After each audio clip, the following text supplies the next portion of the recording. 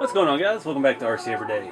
I was cleaning out the room here and trying to organize stuff, and I realized the dash had fallen out of the tank jack Ratrod. So I was just going to pull it apart and fix it real quick, and it was pretty dirty. I had this rig built for 3 years now. Been in all these events. I drove it on the dirt track at USTE a couple years ago, and it's never really had any maintenance. So the dash fell out, and I got to thinking, like, on my newer Ratrods I've been putting seats in. And this has the space, and it would be great to have somewhere to set the battery, because I just had it strapped to that cross member. So, cleaning out boxes, I found this. This is the seat frame that we put in the original ramp truck body, the 58 Apache. And I pulled all the foam, it was way too thick. And I don't have sheets of scrap metal here where I'm staying temporarily, so I figured we'll just reuse this. I tried to get some of these rivets out. I'm going to cut it down a little bit. And trying to find some fabric. I don't know what to do yet. This car, brown, rust, green. It's kind of ominous looking. The dash, it's rusty metal with some leather, an old watch face for the speedometer, and a Barbie 57 Chevy steering wheel, which looks fantastic in there. So I don't know if I can just do the regular Mexican blanket style seat cover. I've got a few pieces of that here. Not a whole lot though. It might be good to have some color in there, actually. It does look pretty good. So I don't know. I'm going to go mill around in some more boxes and see if I can find some other fabric.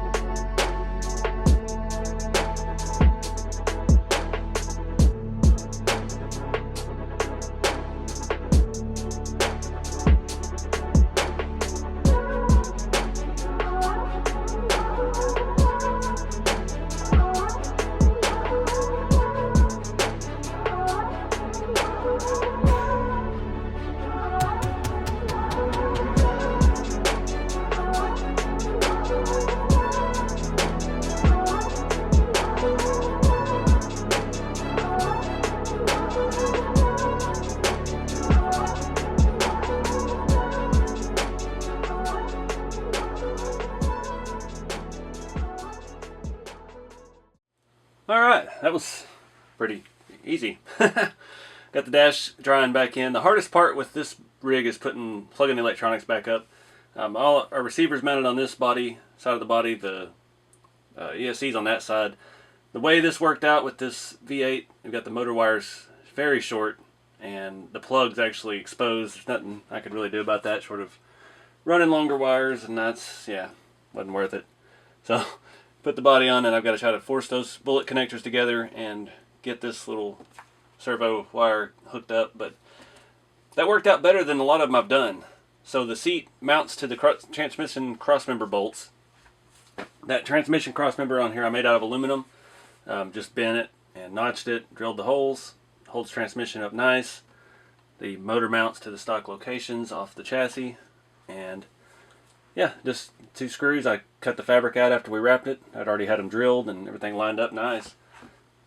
Used RC 4-wheel drive foam from the packaging of the, I think it was the Yoda 2 axles.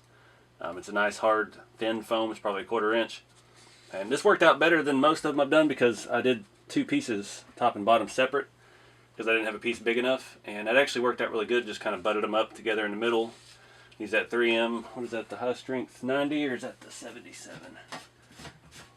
Yeah, the 3M high strength 90. Just upholstery stuff. That's stuff I used on stuff I did back in high school. Still around, still works. One thing I didn't take into consideration, you can see the drive shaft's hitting the seat a little bit. Not worried about it because this thing doesn't flex a whole lot, obviously. It's more of an on-road vehicle, so it is a metal drive shaft and a metal seat, so it's going to take a lot longer than I'll ever drive it to wear either of those things out. So yeah, I got the dash in. Now we got to try to put this body back on. It has a magnet mount that goes to this. This is an old Bruiser front body mount right here, bolted to the chassis. Don't mind the hot glue. That's holding the fuel lines that go under the firewall. It's just holding them to that. Those would come loose too, so I re-hot glued that. And I just hot glued the dash in. There's not really a better way to do that. There's no mounting points or anything made into this print. So it's kind of ugly under there, but you're not going to see it. And yeah, I don't know why this had a bind plug in it, but it did. I never took it out. I guess it worked. Probably at one of the events and went to run it, and it didn't, no longer connected with my radio. So yeah, that happens. But I wiped off everything underneath here. It's been dirty, filthy from years of neglect. So I'm gonna get the body back on, and then we can watch our beautiful seat disappear into the little tiny windows of the chop top to never be seen by except for a handful of people who look. Alright, that's the trick. Put the body back a little bit, get them plugged in, and then we can slide things forward. The seat just barely fits over the inside the body. Worked out actually pretty good. It's going to keep dirt and stuff out of there. There we go. Perfect. That's the only thing you can see is the connectors on there.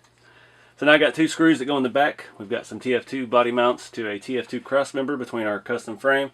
They just go straight in the back. 2 screws and this thing is ready to go. Alright. Can't get the big camera to show it, but don't mind the on-off switch chilling right here in the window. Made that easy to access here. Looks pretty good. The chassis sticks up real tall in there. It's in the middle of the windows. Got the battery charger or battery connector just chilling on the seat. It worked out pretty good. If you can see the dash at all. A little bit. It's there.